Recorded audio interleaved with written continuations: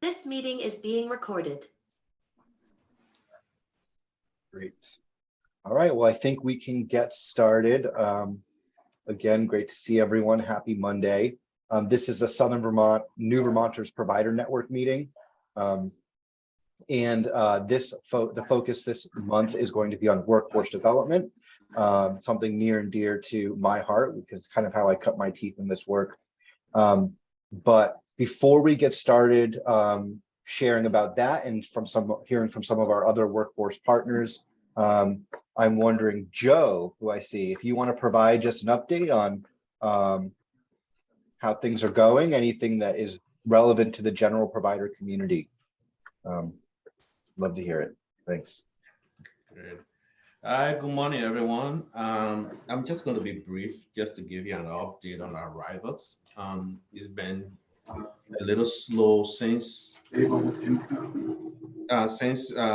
December, but we are seeing 15 arrivals from January. We don't know when people will be arriving, the particular date, but we're hoping that from January going forward, probably February or March, people will start arriving.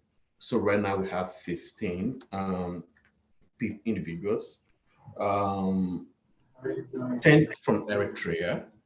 Of the 10 from Eritrea, we have one single male, a family of 3, a family of 4, a single mom with a child. And we also have 5 arrivals from Afghanistan. Will be 2 single male, 1 couple, and a single mom. So that's basically 15 individuals will be arriving from both Afghanistan and Eritrea between January and whatever time is given to us.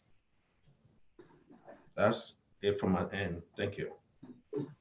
Great. Thank you so much, Joe. I also saw Tracy Dolan. I don't want to throw you under the bus because I didn't, ask ahead of time, but if there's anything you'd like to share about what's happening statewide, please feel free to do so.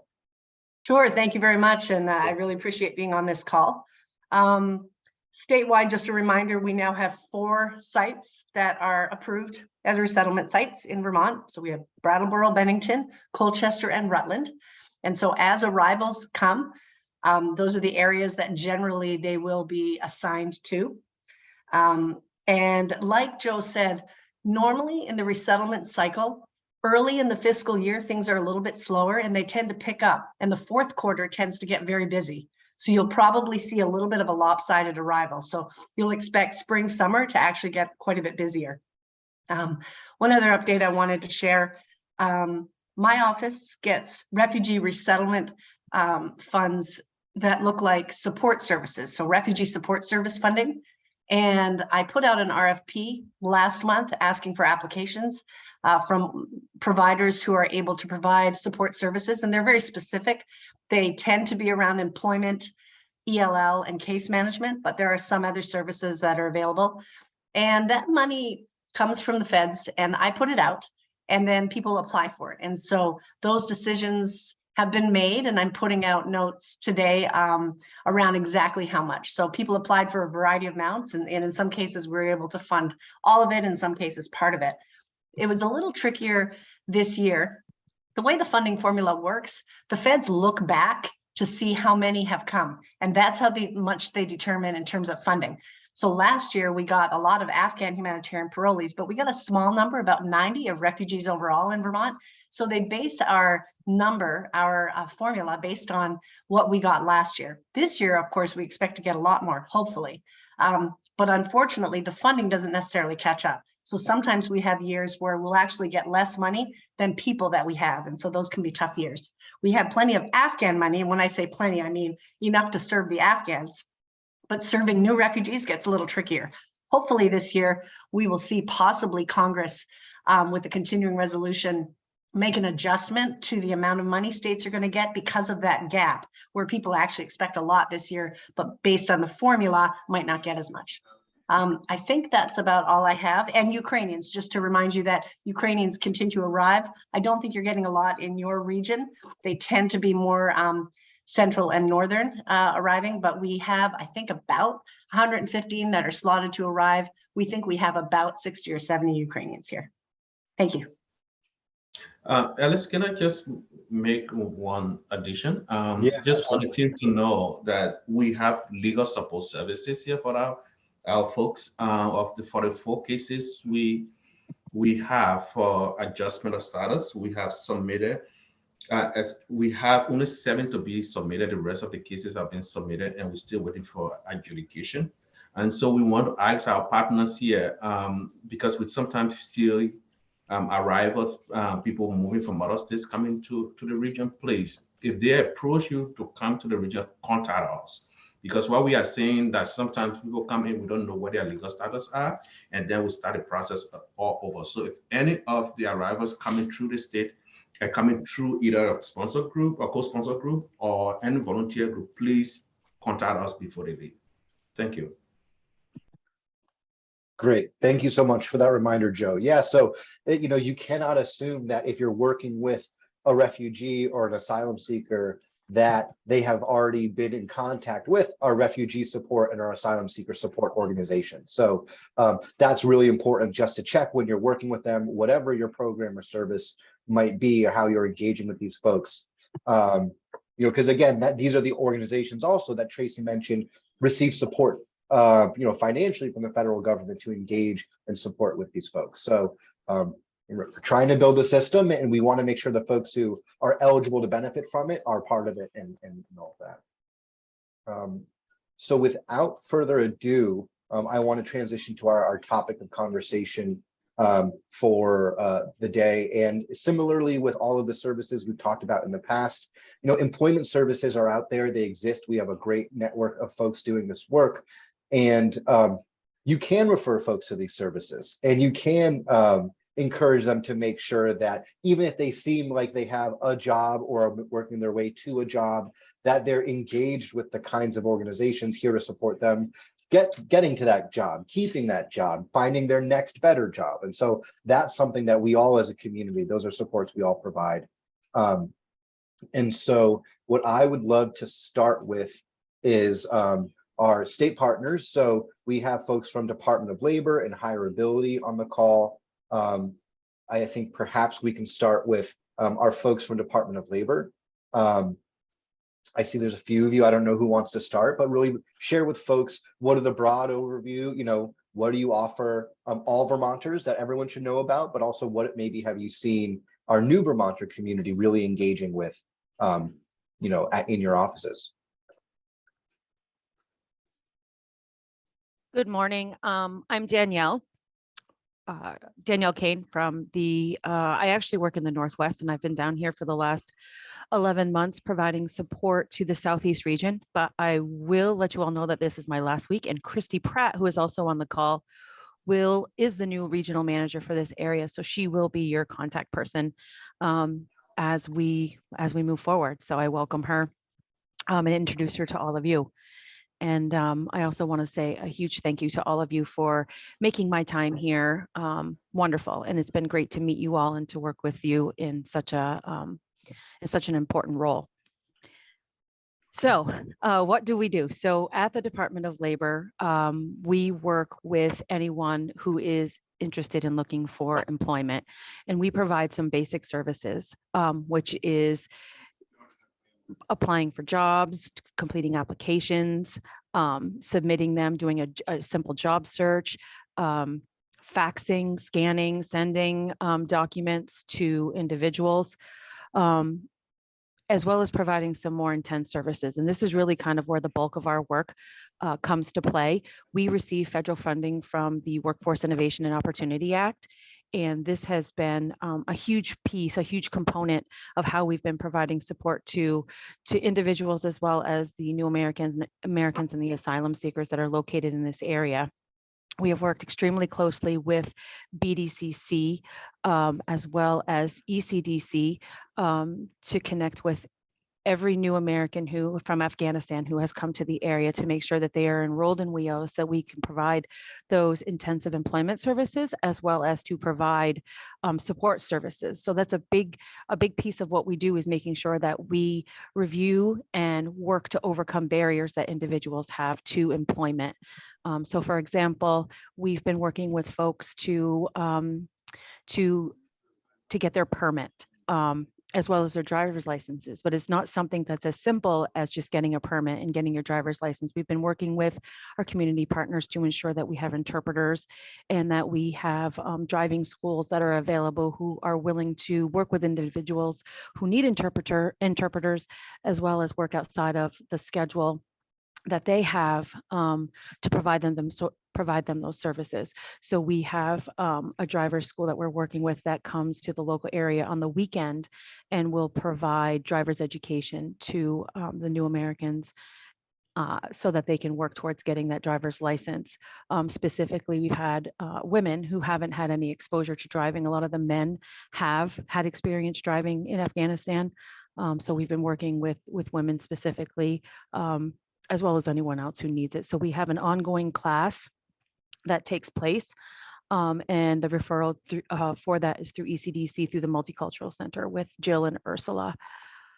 We also work with Amir and Abdul, Amir from BDCC and Abdul from ECDC, to make sure that we're meeting folks at the Multicultural Center and completing those intakes and identifying those barriers, such as the need for car insurance once they've established and earned their permit and their driver's license. We've done some support with vehicle repairs. Once they have purchased a vehicle, we can spend a certain amount of funds through our WEOA funding for that. We do clothing. So for individuals who have been working with some of the local employers, we've been able to expend some money so that they can go and get steel-toed boots or outdoor gear so that they are safe and comfortable while they're working. There's some housing support that we can provide if need be, some childcare support that exists.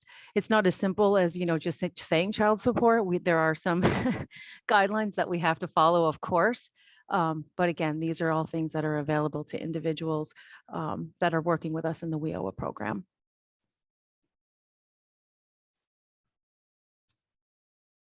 Excellent. Thank you so much for a fantastic overview. So I hope some of the other providers on the call have heard that ICE provides some of these services too, or this is something that I know my client needs and I can't get, or I didn't know were available through Department of Labor. So, and it was mentioned, our belief is that every person we bump into, we encourage them to enroll in WEOA. Because again, once labor has a chance to meet with them, it's much easier to identify what is labor's way to support them and how does that mesh with the services you may be providing them. And that's the beauty of it, is that we partner with Hireability. We've been partnering with BDCC, and what that does is that extends those services. So we may have a cap, a maximum as to what we can spend, but when we mesh everything together, instead of providing 1 month or a month and a half to 2 months of services, we're able to provide 3 to 4 months of support to the individual, which is, as you can imagine, it goes a long way, especially when you're faced with the new experiences that the folks are faced with, and any help that they can get with overcoming barriers is much appreciated. Great, thank you. And so there was a question around, access to these services in Bennington County.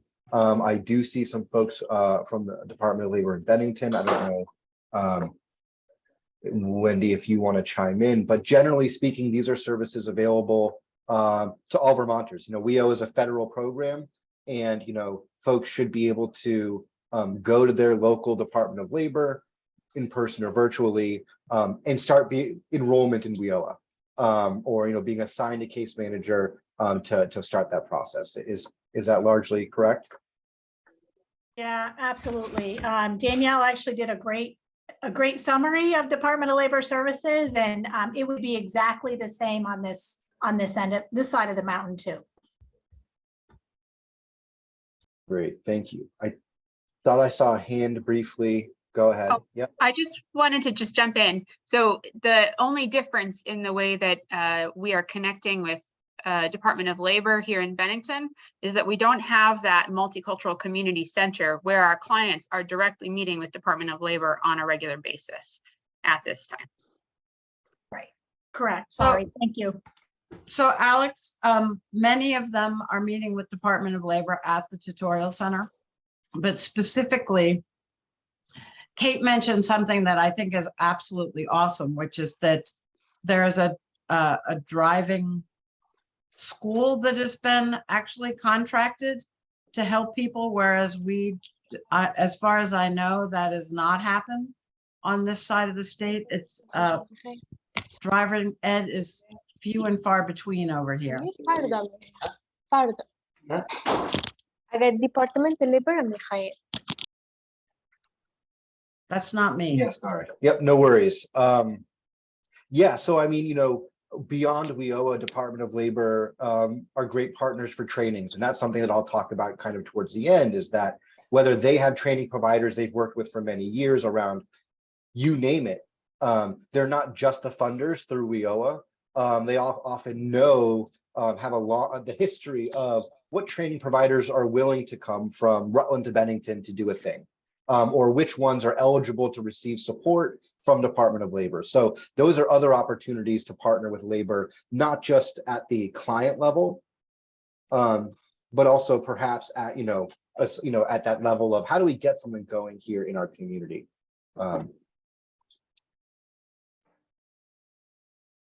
Great. Unless there's any other comments on Department of Labor, hireability is another great workforce development resource we have in our region. And so whomever from hireability wants to chime in, that'd be great. I'm here.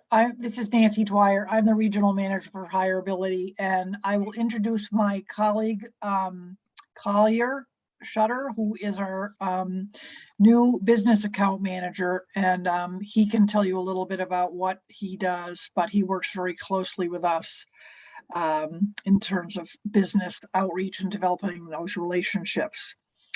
So hireability is a state state division, and we are under the Department of the Division of Aging and Disability. So where we differ slightly from Department of Labor is that the eligibility for our services is connected to a disability related barrier.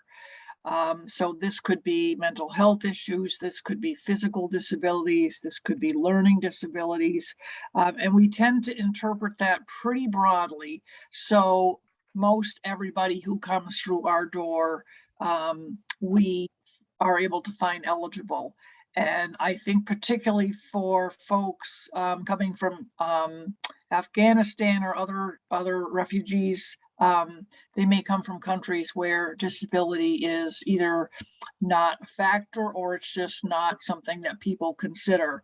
So we really try to work with people around that piece and try to figure out how to get them eligible, and so that they don't have too many hoops to jump through. So our services, like Department of Labor's, are really centered around helping people to get employment, and in particular to assist people to think about, in the future, getting higher wage jobs and what kind of training or education they might need to do that, so that hopefully by the time that they're finished with us, they're really well on their way to being very self-sufficient. So we weave services a lot with Department of Labor. We have a hireability office in Bennington, and so those services are the same in Bennington. In Brattleboro, we have a counselor that's really sort of the point person for our office. Some of you have have been in contact with him. His name is Leo Schiff. And so he's sort of the point person for people who would like to would like more information or would like to make a referral. So usually when we get started with people, we, if they need assistance finding employment, we're able to connect them with an employment consultant who may help with a resume, may help with other aspects and to help them get employed. And then longer term, we work with people. All our services are provided within context of an employment plan. So to reach those goals, we'll often do some assessments, sort of interest assessments, other kinds of assessments. We may give people an opportunity to try something out, to have an informational interview, to shadow somebody doing the type of work that they're interested. So there's a whole range of really individualized services that we can offer for people. And then our goal is really to help them get employed in better jobs and to get the training and education that they need to be able to do that. So I'm going to put Collier on the spot here. If you can just sort of tell sort of where you fit into this puzzle. We work closely together with Weber, and Collier's one of our close partners. Yeah, good morning. I'm Collier Shutter. I'm the business account manager with Weber in Brattleboro. I'm out of the hireability office, and most of my outreach is driven by the caseload for the hireability counselors. That said, I serve our partners in the community for business outreach. That is almost exclusively what I do. For example, I'm working with Abdul at ECDC with an employer right now, and I worked with Vermont Adult Learning for some outreach for a few people. And generally what I'm doing is going out in the community and finding opportunities for employment. And because the New American caseload is fairly new to the hireability office, I'm just kind of now experiencing that. And part of my conversation when I go out there now is, will you hire New Americans? Is English a barrier you can overcome? Those questions. So I'm trying to find where those opportunities are for the New Americans coming in, where they're being hired en masse. So if there's an opportunity for one individual to translate for the others, I can present that to our team. And yeah, I mean, besides that, I'll plan on putting together some trainings, vocational trainings, career fairs in the future. But basically, I'm here at your disposal to reach out to businesses and partner with them to put people in jobs. Great. Thank you so much, Collier. Yeah, and I'll share more about what we do at the BDCC, but I think something we share is that when you're working with employers, it's really important to have someone who they can call, like Collier or Abdul or Amir, about when there may be more communication needed around a specific barrier. And you need someone who's on your team and on that person's team. And that's why, you know, I think Weber provides a really great resource as being someone that employers can work with directly around, whether it's an individual, a specific population, and build that relationship to problem solve, which is what we're all doing all the time in the workplace. So thanks for that. Let's see if we have any other folks. If there's anyone from the Weber on the other side, but seeing no further comments on that, I wanted to briefly share what the BDCC and ECDC are doing around employment, so that folks have a bigger understanding about the system that we're trying to build, and so that as service providers, you may be involved or refer to someone at any point from a number of different people to engage in this. And so I will try and share my slideshow. And I'll make the first section as brief as I can. And so working, can folks see the slide? Is thumbs up, nods? Great. So, you know, the BDCC has been a workforce development provider program, provider for many years now. And, you know, over the last 3 years plus, we've really focused on increasing the size and quality of our workforce. And in what's requisite in that is supporting what we call a 21st century workforce, which we know that outside of Vermont and outside of New England, generally, our labor market is far more diverse. And it's made up of a variety of folks from different backgrounds. And so that is how we started, and found our role in supporting refugee resettlement and immigration in general coming to our region.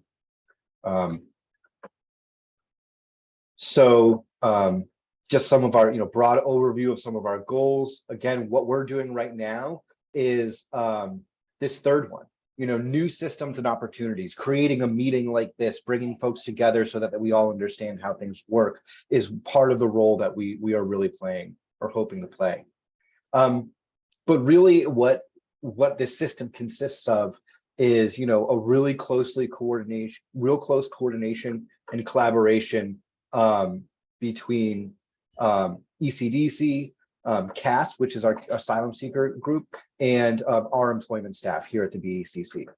And so just so everyone understands the partners and the roles, you've heard the mention of Abdul. I don't know if he's still on the call. I know, so Abdul and Amir, we have a number of folks starting their first day at a local employer, and their time is more valuable than mine these days. And so they are doing that, onboarding these folks. So I'll share a bit about what their roles are. But Abdul works for ECDC. He is their employment services point of contact. He does a lot of the initial intake. When folks are first arriving, they're meeting directly with Abdul.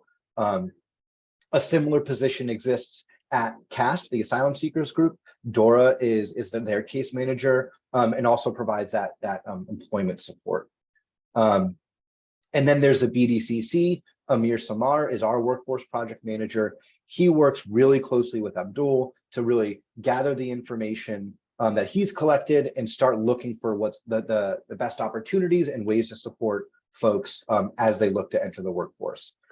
We also are the lead interface between employers and new Vermonters, but also employers and the resources and training they might need to better support a more diverse workforce. So what I'll share is, it may be slightly outdated, but generally speaking, our intake process is a close collaboration between ECDC and the BDCC. And so again, as folks begin arriving, we have this initial intake when folks are meeting with their case managers, they're getting their medical appointments scheduled, they're doing all of that really important initial arrival stuff. And part of that is an assessment around their past careers and skills. And, they have a long-term self-sufficiency plan that they start. What are some of their longer-term goals in becoming economically self-sufficient? This is also, between this process and, this initial intake is where you as service providers may see referrals really start coming in. When someone has their first medical exam or a full physical, and it's identified that this person may have a physical barrier to employment. And that is when a referral to a place like Higher Ability may be initially made. WEO enrollment, it's built into our system. It's something that we really believe folks, all arrivals should really experience right away so that they know what's available, and we're making sure folks have the resources they need to start. And then once we have a lot of this information, we know folks feel that they're ready to work, and we know what that would look like. That is when the BDCC starts engaging directly with employers. Well, we engage with them well before this, and I'll get into some of those opportunities, but start setting up site visits, job tours, connecting, making sure we have interpreters available for interviews and onboarding and the paperwork, and really helping an employer sort out the logistics of what happens if you're ready to hire 5 new Vermonters, but they're from, they speak a language you have no experience working with.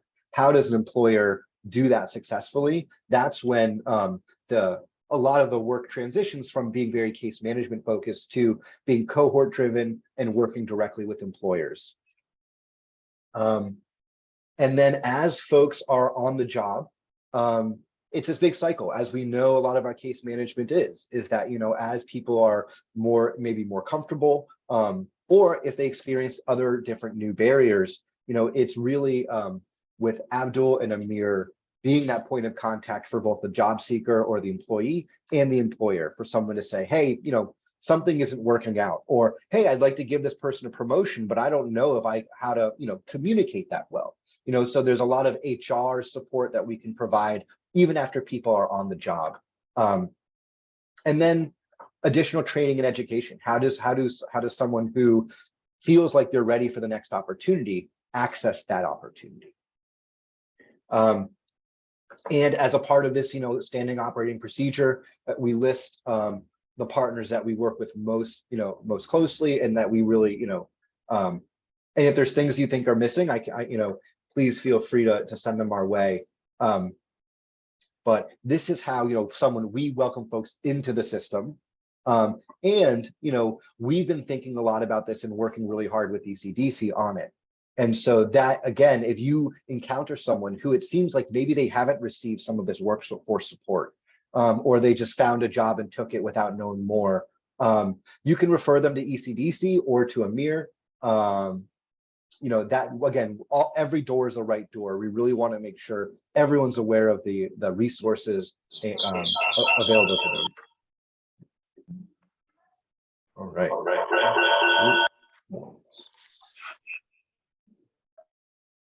Okay, that should be fixed.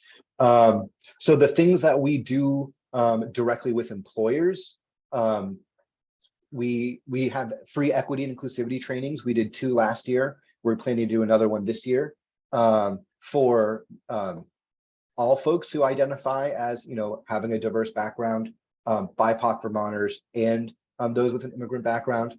That, you know, we're again inclusive of all the different folks we hope to see in our workplaces. Immigration and non-discrimination law. You know, we have a New Vermonters in the Workplace webinar that we do, you know, quarterly almost at this point. And that's really providing some of that background information that, you know, when someone fills out an I-9, here's what's acceptable documentation. And here is what is an unacceptable question to ask your employees perhaps around their documentation. Also, you know, small tips like, you know, Google Translate is your friend. You know, don't be too afraid of miscommunication, because not trying is the way is a certain way that you won't communicate what you feel needs to be communicated. So a good effort is always appreciated when you're trying to work as a team at a place of employment. Again, I mentioned facilitating tours, help ensure that job postings are reaching the community that you want them to reach. And then recruitment, you know, you know, employers, we have an intake form for employers, and they can really articulate what their opportunities are, the kinds of folks that they think would thrive in their workplace. And then we can try and see who has the right skills for this opportunity. Last and certainly not least, we provide connection to language support partners. So whether that's an interpreter, translating materials, or it is working with them to bring one of our ELL providers on site, or to create a class specifically for their workplace. These are all things that we can really help employers think through, because many of them probably have not had a multilingual or an English learning employment base. So the things that we do for our job seekers really starts, I would say, after they've landed their first job, and is really looking at this long-term career and education plans and goals that they may have. Jessica, if you have a hand, I see your hand.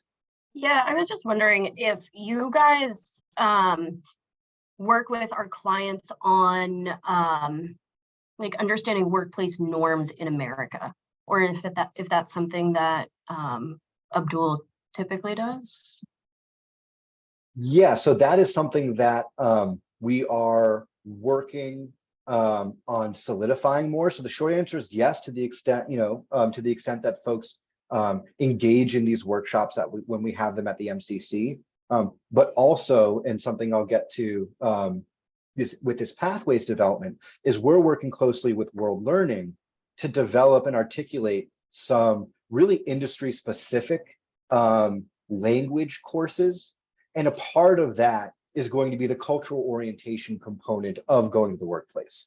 So learning appropriate, I don't necessarily want to say behavior, but like language and the norms of a workplace are something that, yes, we see as a need.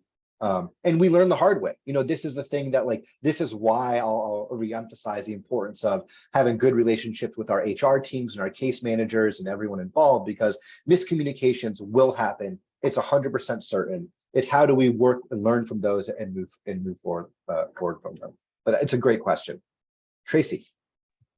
Yeah, I was wondering, I'm looking at, I've had a few proposals come in from kind of educational organizations who are interested in doing some sort of advising and financial aid navigating with folks, but I don't know what the demand is. What has your sense been with the folks who have arrived so far in your region, with the demand for wanting to look into higher education, especially when it's not necessarily covered, right? So the advising would be covered and the navigating financial aid, but there isn't necessarily a separate pot of money that would allow people to pursue higher education for free.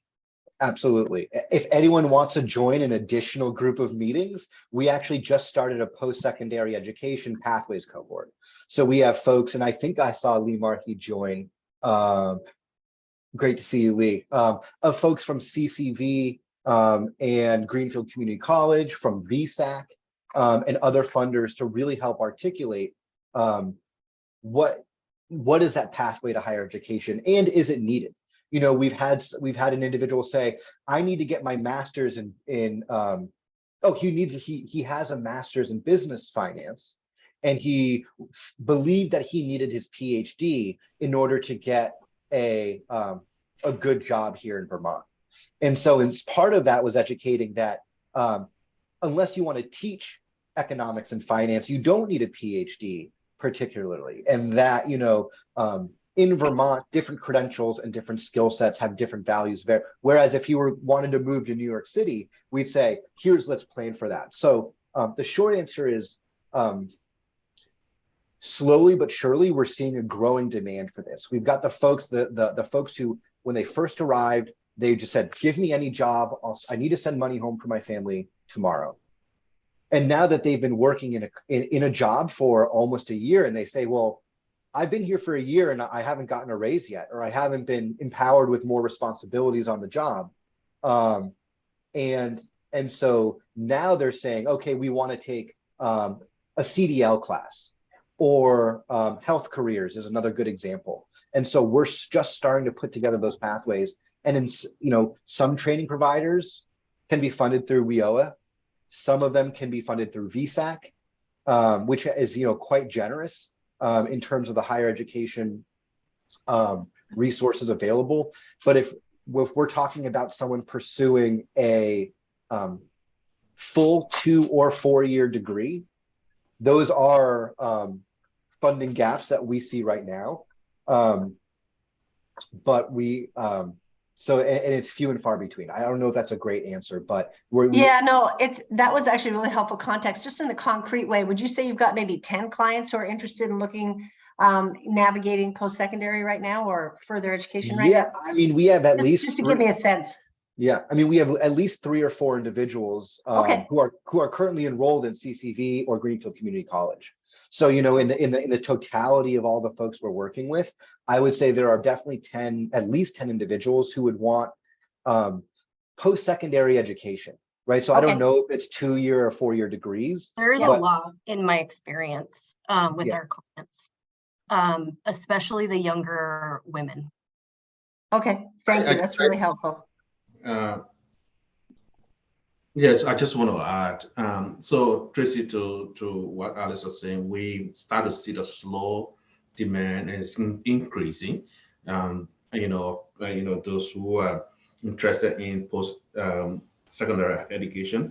From ECDC also, as of January, we're going to have on our staff, maybe the person will work with both BDCC and other partners. That person's role is going to be university relation coordinator.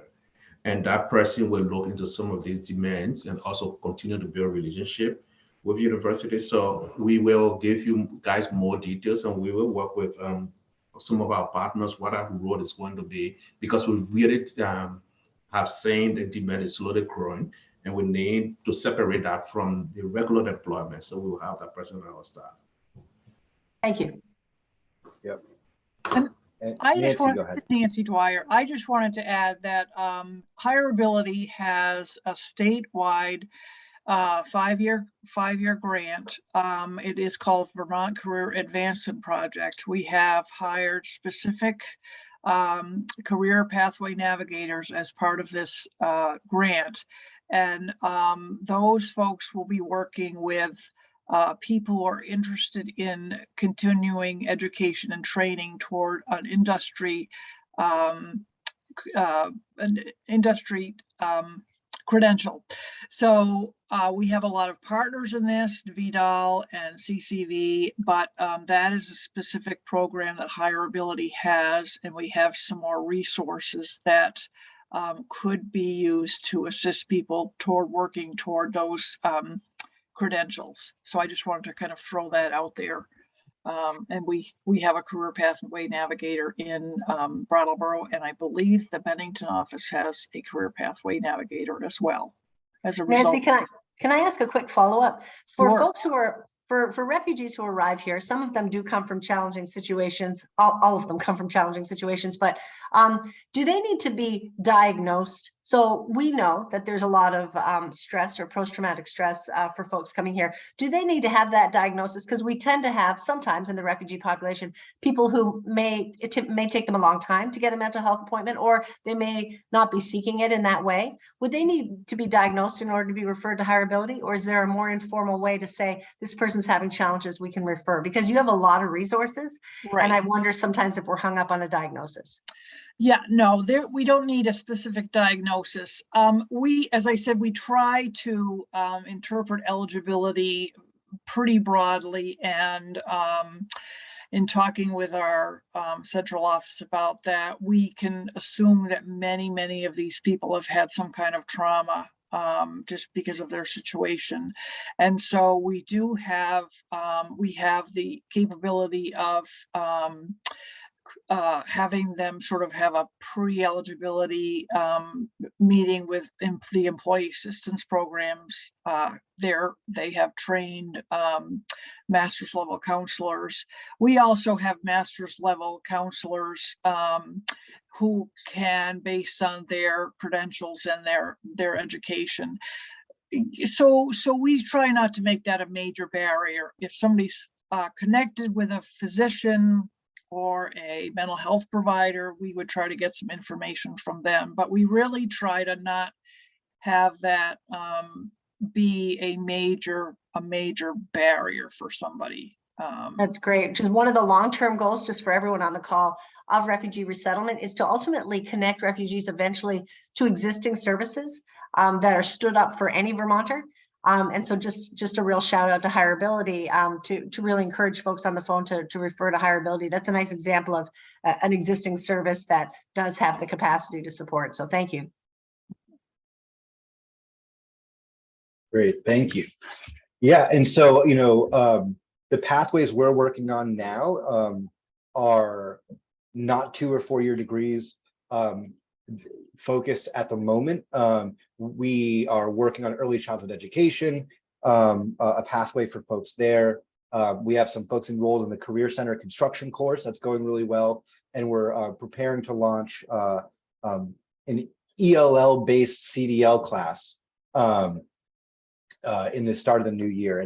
And one of the reasons why that we're focusing on some of these is one, that they are generally high wage jobs, but the other is that they are post-secondary credentials or certifications that organizations like Labor, Hireability, and others have funding for. So again, when we're talking about attending a 2-year or a 4-year college, the order of magnitude with regards to the amount of resources an individual needs to succeed there, assuming they don't have a full scholarship, is really exceptional.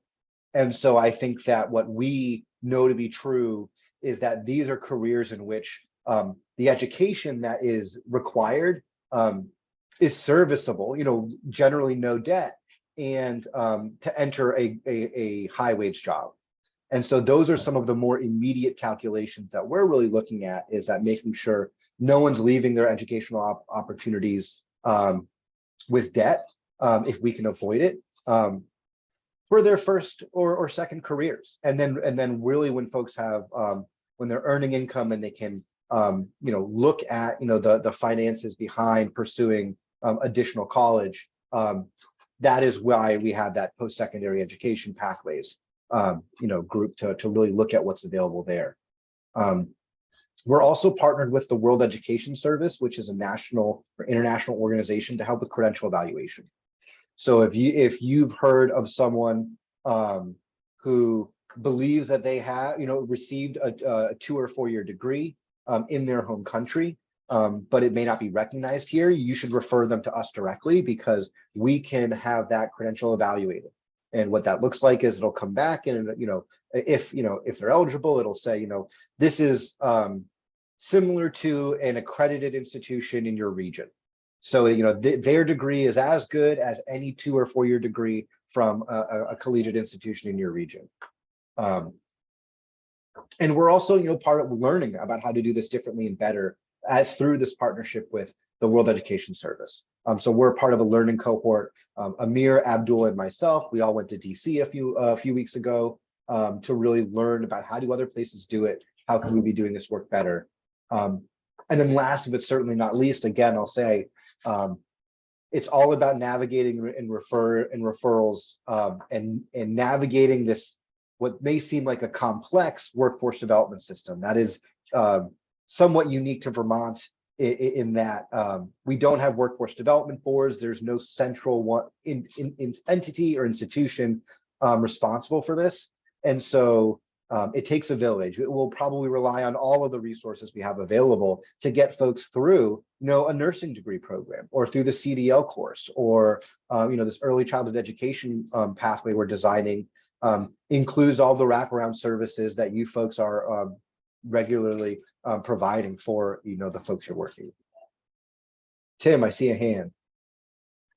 Thanks, Alex. I know this has been sort of referenced just in passing, and I don't see anyone from VSAC on the call, but maybe I'm missing them. If I am, apologies, but just wanted to also plug VSAC, and in particular their Vermont advancement grants for folks that, at least for those new Americans who have been in Vermont for at least a year. Now, that's something that is a bit of a barrier. There is a bit of a time lag, but once folks have been in Vermont for a year, they become eligible for some VSAC advancement grants. And I know that they're very happy to talk folks through that, but just wanted to flag that as an additional resource. Of course, ideally, it would be ideal, of course, if new arrivals were immediately eligible. But I think that's a separate, that's a separate advocacy piece. I think that doesn't need to sit here for now, but just wanted to flag that as a potential resource. Yes, absolutely. And what I've learned in doing this work is that there is, in fact, a hierarchy of funding. And I think Megan just mentioned that the advancement grants year residency doesn't apply for some programs. It doesn't, and Megan referenced CCV, which I believe to be true. I think it's the funds that came from ARPA and or COVID dollars, these 802 advancement and 802 opportunity grants. Those are the ones that have been waived for refugees and new Vermonters, but those are with specific state college institutions.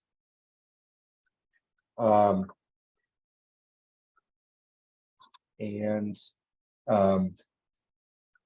one thing I was just saying is that, our goal is really to ensure folks are aware of all of the resources when they're thinking about a training. And that is part of the work that we're doing and building into these pathways, is that, when you apply for funding for an industry recognized credential or for a training, you should meet with VSAC and see what resources are available to you. And then what isn't covered by VSAC may be covered by WIOA or or hireability. And so that there is a method to the variety of funding opportunities. And again, the solution to that is make the referral. You know, the sooner someone talks with Susie Wagner from VSAC, the sooner we'll know exactly what steps need to be taken and what opportunities are most relevant. We have an asylum seeker who we know isn't eligible for one of the programs and isn't eligible yet for Department of Labor support. And so they need to apply to a VSAC fund in which we know they'll get denied, but then they'll be eligible for a scholarship that they can be recommended for. And so even if it doesn't seem like there's an abundance of resources for someone at first glance, make that referral, have them have that meeting, and from there, really, you know, we'll hopefully try to pass forward together. Jen.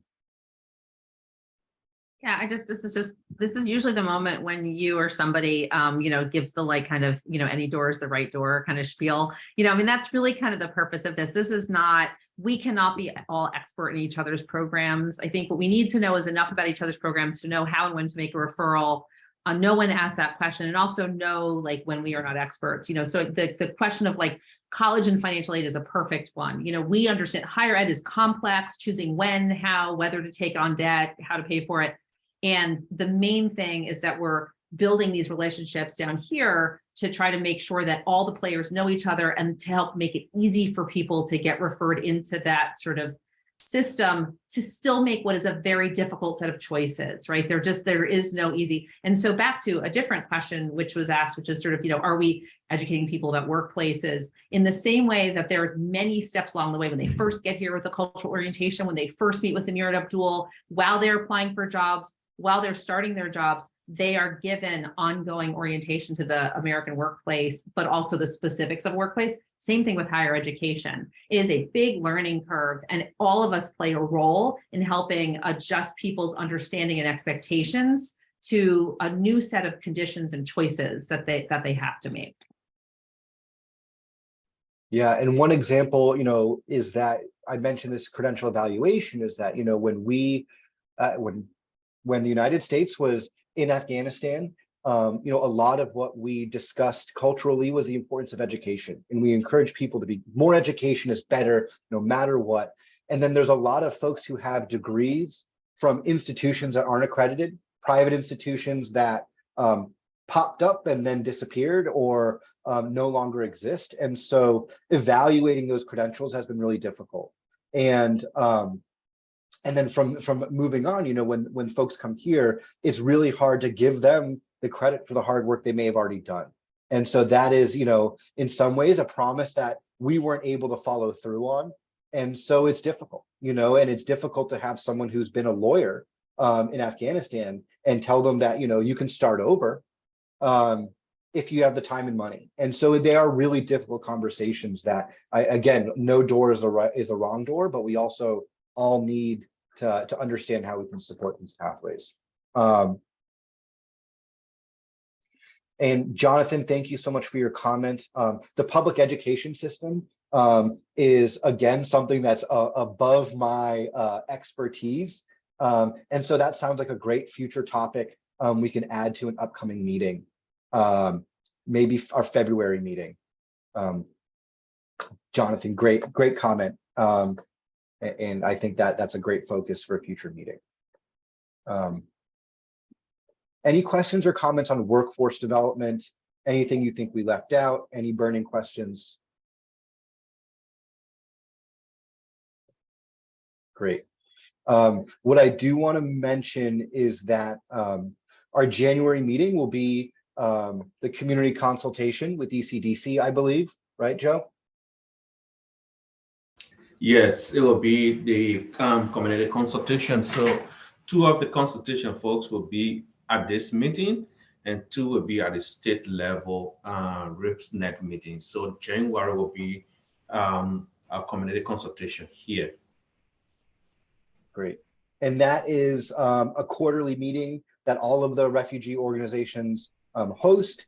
And it is where we talk about how things have been going, what are the future plans, what is going well, where are some gaps in resources to focus on, you name it.